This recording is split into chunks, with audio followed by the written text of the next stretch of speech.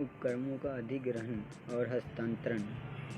दोस्तों, मोदी सरकार इस मानसून सत्र में एक बिल ला रही है। इस बिल के द्वारा मोदी सरकार बैंकिंग कंपनी उपक्रमों का अधिग्रहण और हस्तांतरण 1970 और 80 में संशोधन करने वाली है। इस बिल को मोदी सरकार ने 2021 के शीतकालीन सत्र में लाई थी, परंतु किसी कारण से इसे मंजूर न करा सकी। आज हम इस कानून के बनने की क्या वजह थी और इस कानून में बदलाव से आवाम को क्या हानि हो सकती है, इस विषय पर बात करेंगे। दरअसल मोदी सरकार को निजीकरण से कुछ ज़्यादा ही प्रेम है। मोदी सरकार को ही नहीं बल्कि भारतीय जनता पार्टी के भी निजीकरण से कुछ ज़्यादा ही प्रेम रहा है। आज मोदी सरकार हर सेक्टर को निजीकरण करने को बेचैन है।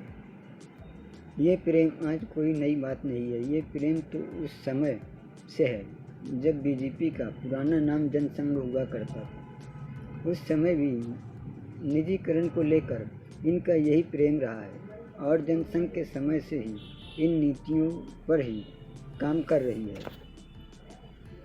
मोदी सरकार से पहले अटल बिहारी वाजपेयी ने अपनी सरकार में लैंड सेलिंग एक्ट धीरे से कम करके चले गए और अब मोदी सरकार बैंकिंग कंपनी उपक्रमों का अधिग्रहण और हस्तांतरण 1970-80 में संशोधन करने जा रही है।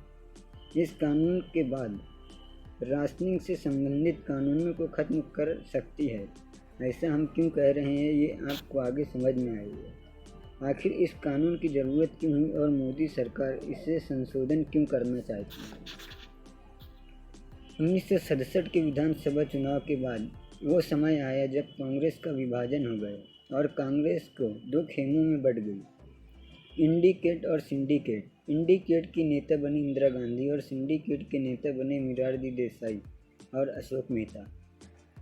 सिंडिकेट सब्सिडी के खिलाफ थे। वो कहते थे क्यों सरकार पिछड़ी जातियों को उत्थान यानी तरक्की की बात करे, क्यों सरकार बड़े बड़े पुल और कारखाने लगाए, क्यों सरकार गरीबों को पढ़ने का मौका दे, क्यों सरकार गरीबों को पेंशन दे, क्यों सरकार दलितों के लिए अपना खजाना खोले, क्यों सरकार विदेशी पूंजी को हमारे देश के अंदर लूटने की इजाज़त ना दे।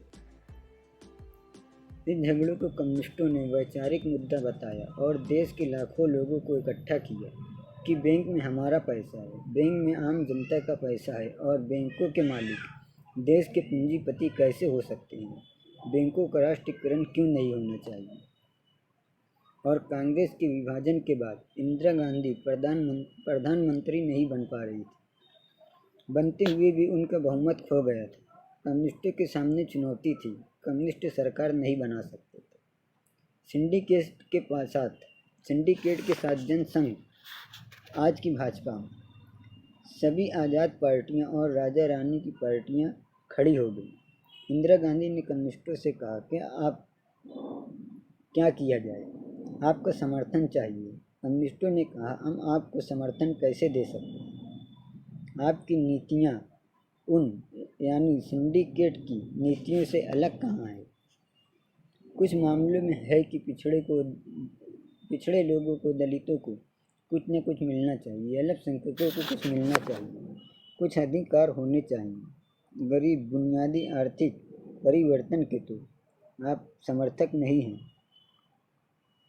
इंदिरा गांधी ने कहा कैसे। कम्युनिस्टों ने कहा आपको समर्थन चाहिए तो राजा रानियों के विशेष अधिकार खत्म कीजिए। राजा रानियों को जो हर साल 400 करोड़ पेंशन देते हैं, उनकी अलग गाड़ी है, उनकी अलग ट्रेन है, ये कोर्ट नहीं जा सकते, उनके खिलाफ मुकदमा नहीं चल सकता। डीएम और एसपी इनको बुला नहीं सकते, ये डीएम और एसपी को बुलाएंगे। ये गैर बराबरी कैसे चलेगी। ये देश की पूंजी क्यों लुटाई जा रही है। इनके राजा रानियों को पेंशन खत्म कीजिए। ये जो देश का बैंक है, इनमें जनता का पैसा है और देश के पूंजीपति इसके मालिक हैं। बैंक का राष्ट्रीयकरण कीजिए। गरीबों को भोजन मिलना चाहिए, उन्हें पेंशन, उन्हें राशन की व्यवस्था कीजिए, उन्हें राशन कार्ड दीजिए। सारे देश में राशन दुकानों का विस्तार कीजिए। इंदिरा गांधी ने कहा ये हम कर ही नहीं सकते। तब कम्युनिस्टों ने कहा कि हम समर्थन नहीं दे सकते। कॉमरेड भूपेश गुप्ता से इंदिरा गांधी की दोस्ती थी। भारतीय कम्युनिस्ट पार्टी सीपीआई कार्यालय अजय भवन, इंदिरा गांधी, कॉमरेड भूपेश गुप्ता, कॉमरेड श्री राजेश्वर राव और कॉमरेड डांगे के पास आई और कहा, हमें समर्थन दे दीजिए। श्रीपाद अमृत डांगे, कॉमरेड राजेश्वर राव, कॉमरेड भूपेश गुप्ता ने कहा, कैसे दे दूं? इन नेताओं ने मांग रख दी, ये करिए तो हम सोचेंगे। सीपीआईएम के लोगों ने भी कहा, अगर ये तीनों मांगे मान लेती हैं तो हम भी समर्थन करेंगे। इंदिरा गांधी ने कहा, हम राजा रानियों को विशेष अधिकार खत्म कर देंगे तो राजा रानियों हमारा साथ छोड़कर सिंडिकेट के साथ हो जाएंगे, फिर आपके समर्थन से क्या मिलेगा? कम्युनिस्टों ने कहा, फिर चले जाएं उन्हीं के साथ, देखते हैं बचा पाती हैं कि नहीं अपनी सरकार। 3 बार कम्युनिस्ट पार्टी के कार्यालय के चक्कर लगाने के बाद इंदिरा गांधी ने अपने कार्यालय में जाकर कांग्रेस के लोगों के सामने बात रख दी कि कम्युनिस्ट ऐसा कह रहे हैं।